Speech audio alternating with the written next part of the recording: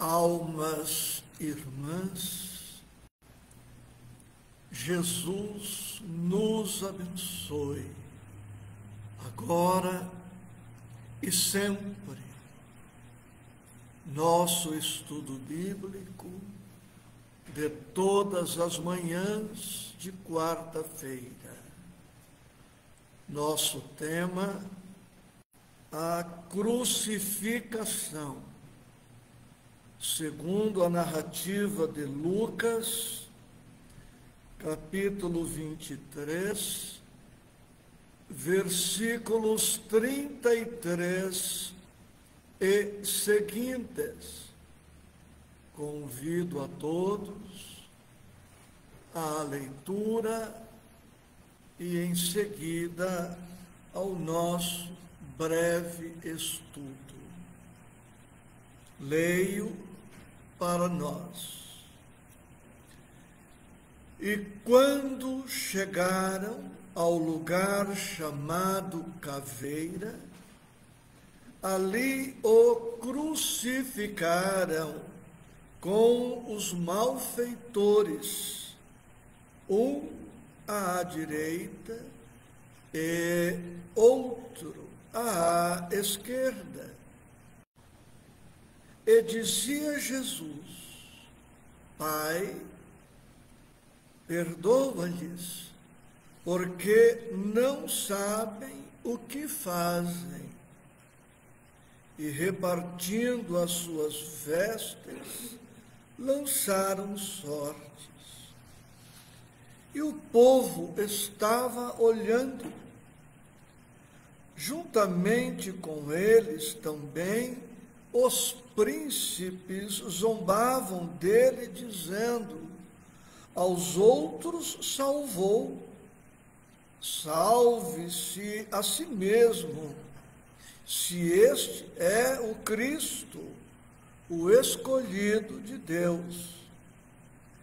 E também os soldados o escarneciam, chegando-se a ele e apresentando-lhe vinagre, e dizendo: se tu és o rei dos judeus, salva-te a ti mesmo. E também por cima dele estava um título, escrito em letras gregas, romanas e hebraicas: este é o rei dos judeus. E um dos malfeitores que estava pendurado blasfemava dele, dizendo: se tu és o Cristo, salva-te a ti mesmo e a nós. Respondendo, porém, o outro repreendia-o, dizendo: tu nem ainda temes a Deus, estando na mesma condenação? Nós, na verdade, com justiça, porque recebemos o que os nossos feitos mereciam, mas este nem um mal fez. E disse a Jesus: Senhor, lembra-te de mim quando entrares no teu reino. E disse-lhe Jesus: em verdade te digo que hoje estarás comigo no paraíso. E era já quase a hora sexta, para nós, meio-dia, e houve trevas em toda a terra até a hora nona, que seria 15h. E o sol escureceu, e rasgou-se ao meio o véu do templo. E clamando Jesus com grande voz, disse: Pai, nas tuas mãos entrego o meu espírito. E havendo dito isto, expirou. E o centurião, vendo o que tinha acontecido, deu glória a Deus, dizendo: na verdade, este homem era justo. E toda a multidão que se ajuntara a este espetáculo, vendo o que havia acontecido, voltando, batendo nos peitos. E todos os seus conhecidos e as mulheres que juntamente o haviam seguido desde a Galiléia, estavam de longe vendo estas coisas. Amados irmãos, amadas irmãs, a morte na cruz é um dos eventos cruciais, essenciais da vida de Jesus. Nesse texto agora lido, nós temos muitas informações, material vastíssimo para as nossas reflexões e, evidentemente, não tenho agora a pretensão de tudo abordar. Como sempre digo, não abordarei tudo por duas razões. A primeira é que não sei mesmo tudo a respeito da vida e da morte de Jesus. E também o que temos guardado na memória nestes mais de 40 anos de estudos pedem um tempo maior do que o que destinamos a este estudo, que não ultrapassa os 30 minutos rotineiros. Este é o 27º episódio, desde quando, no domingo anterior, Jesus entrara triunfalmente em Jerusalém. Nada em Jesus é por acaso, nada é por coincidência, nada é na base do improviso. Porque Jesus entrara em Jerusalém no domingo, respeitando as crenças judaicas, segundo as quais Deus fizera o mundo em 6 dias, de domingo a sexta-feira. E por esta razão, segundo as crenças, o sábado Deus descansara, o que levou os judeus a instituírem o Shabá, que se inicia na sexta-feira com o crepúsculo e se estende até o sábado, no final do crepúsculo. Portanto, para os judeus, à época, a semana se iniciava no domingo. E por esta razão, Jesus respeita as tradições, respeita as convenções e as crenças. E somente entra em Jerusalém no domingo. E somos levados a crer que Jesus também morrerá na sexta-feira, respeitando estas mesmas crenças, estas mesmas tradições, e morre antes de iniciar o Shabá, porque se ele morre depois, na sexta-feira à noite ou no sábado, traria violência, desestabilizaria as tradições, as práticas judaicas. E creio também que Jesus reaparecerá a Maria Madalena e a outros no domingo, após o término do Shabá, que se seguiu à sua morte, iniciando uma nova semana. E na sua ressurreição do domingo, além de iniciar uma outra semana, havia uma simbologia muito mais profunda e mais rica. Estava se iniciando um novo tempo, o tempo ou a era do Espírito imortal, porque Jesus estaria demonstrando o triunfo da vida sobre a morte. Jesus estaria demonstrando a sobrevivência do Espírito à morte, iniciando assim uma nova fase para o Espírito e uma nova fase para a humanidade. É, pois, sexta-feira, que para nós hoje corresponde à Sexta-feira Santa, e Jesus se permite ir preso, ser processado, crucificado e morto.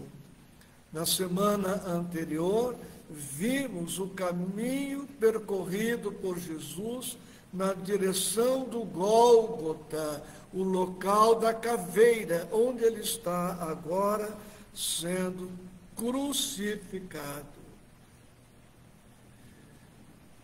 Nós vamos agora nos deter em alguns versículos, a começar pelo começo, versículo 33, ele está crucificado em meio a dois outros. Sobre eles comentaremos logo adiante, nos versículos 39 e seguintes. Versículo 34, e dizia Jesus: Pai, perdoa-lhes, porque não sabem o que fazem. E repartindo as suas vestes, lançaram sortes. Não sabem o que fazem.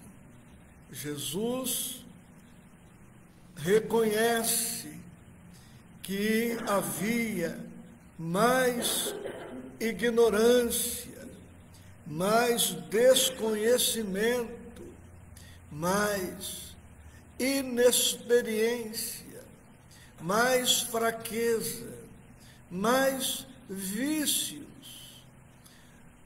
naquelas criaturas do que propriamente maldade, perversidade.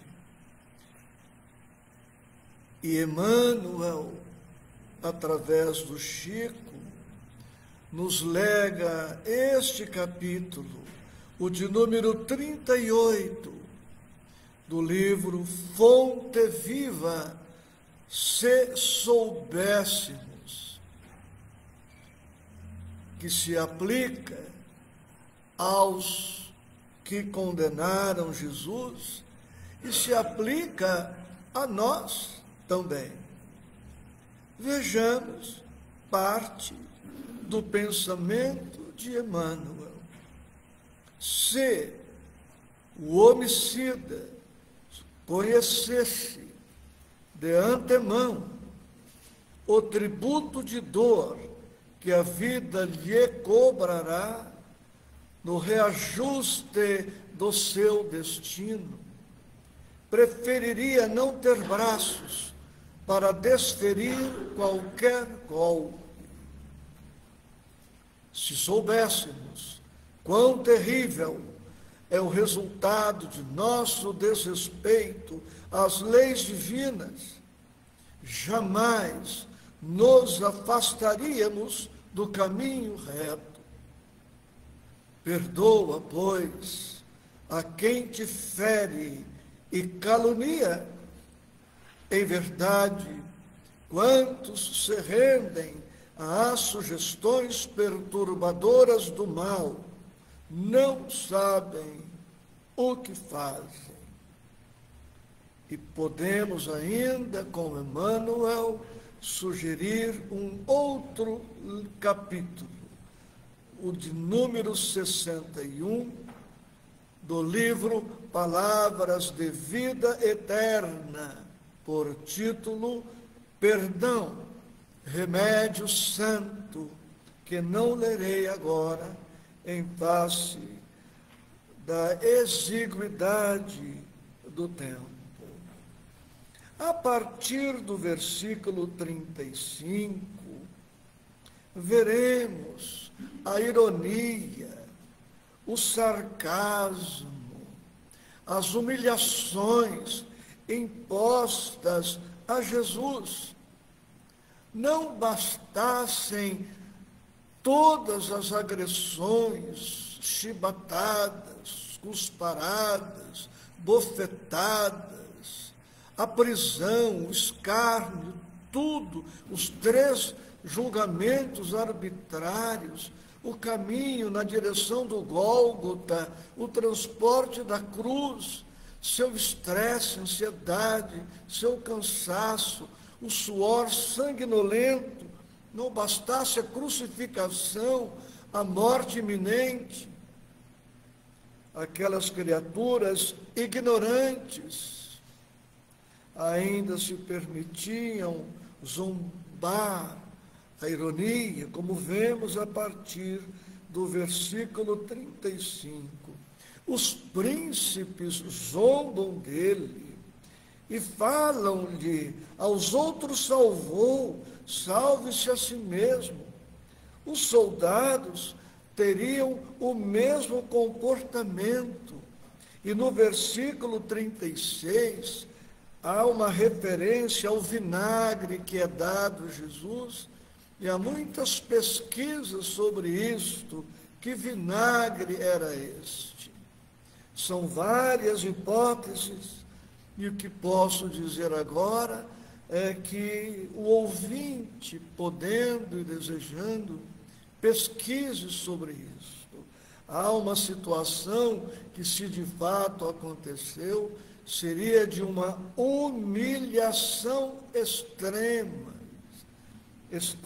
porque esse vinagre estaria untado em uma espécie de esponja que ficava disponibilizada no que à época era tido como o banheiro público.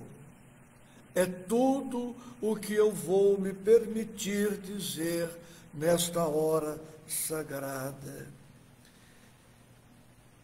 E Jesus está, pois, chegando agora, no versículo 38, dependurado na cruz. A morte na cruz é extremamente violenta, dolorida, também é material para muito estudo. E no versículo 39, temos ali aquele que passaria a história como sendo o mau ladrão, o ladrão rebelde, revoltado, desesperado, incapaz de reconhecer os erros, incapaz de perceber que estava colhendo exatamente o que semeara. Seu nome, muito provavelmente, Gestas.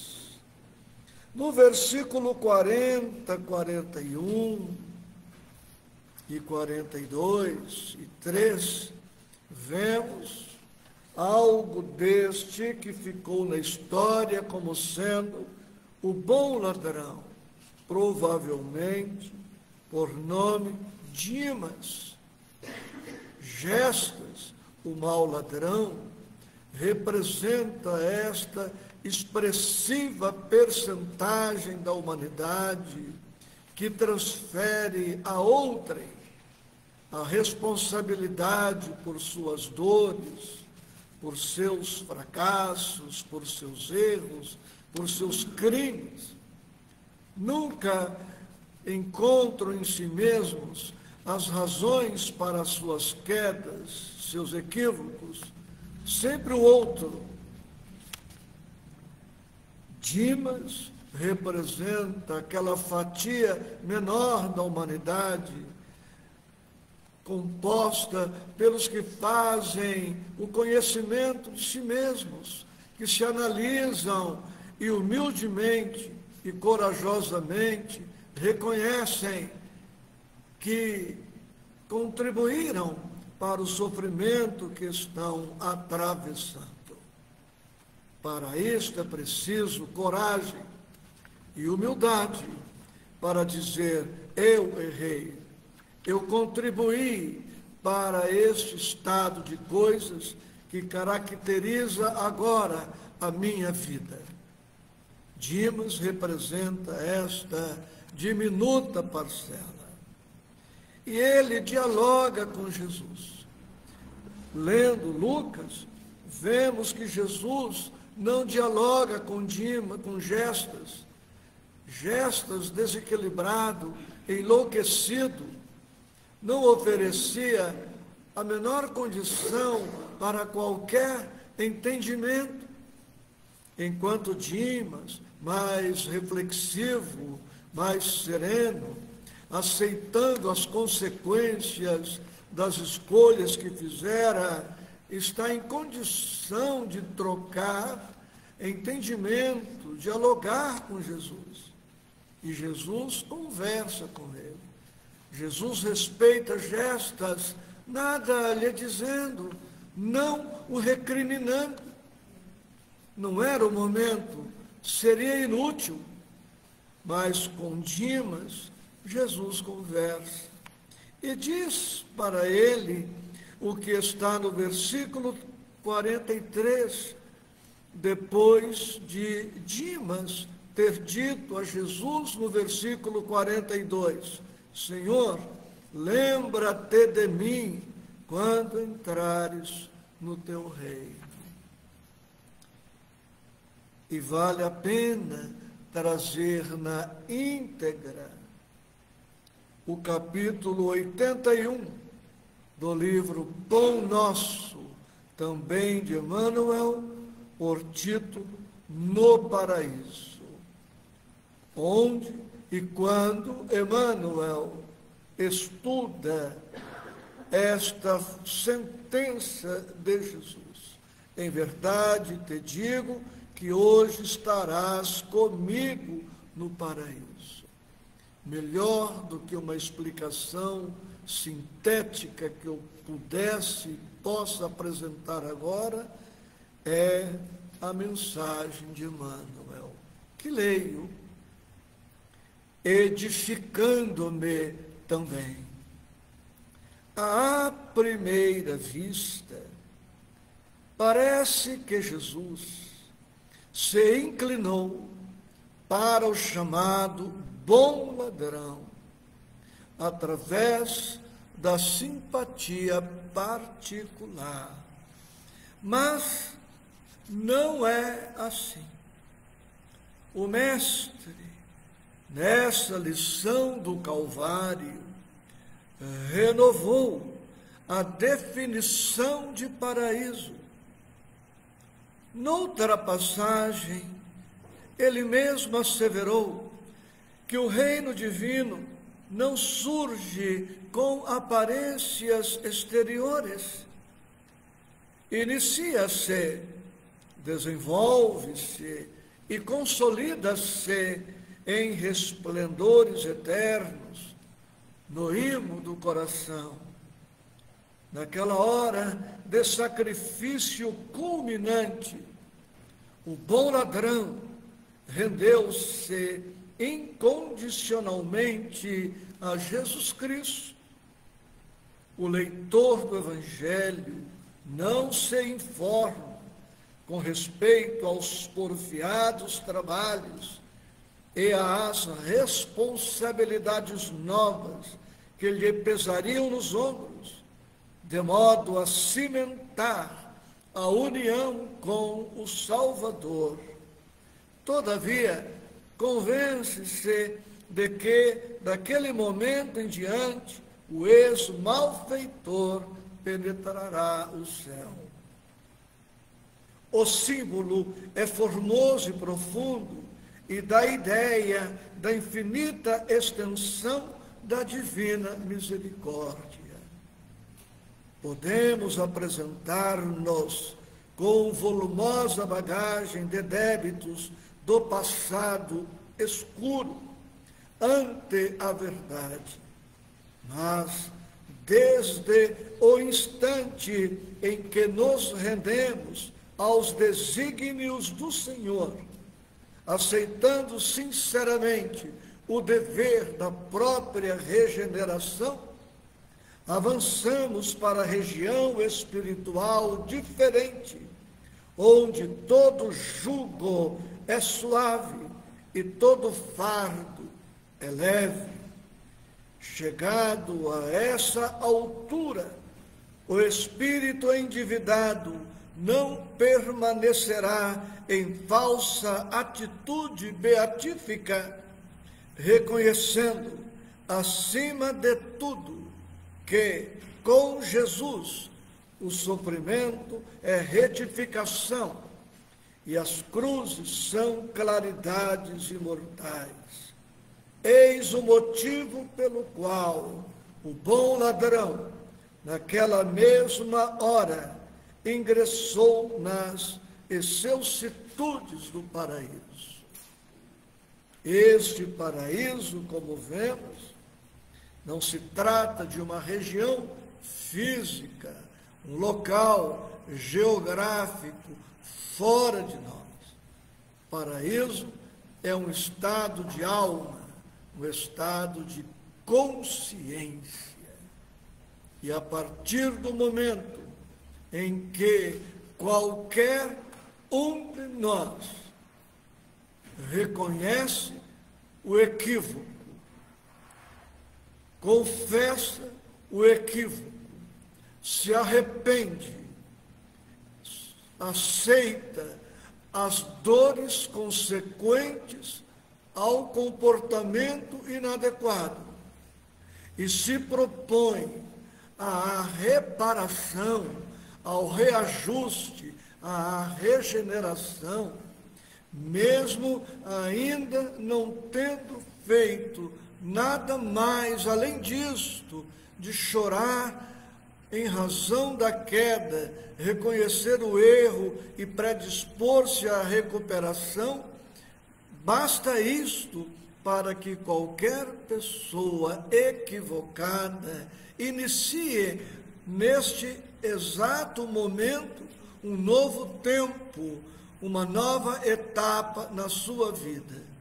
Porque Deus é amor, Deus é misericórdia, e a partir do momento em que nos dispomos a reparar nossa conduta equivocada, a vida conspirará em nosso favor para que nos reajustemos e pacifiquemos a consciência e avancemos no rumo da recuperação total e definitiva.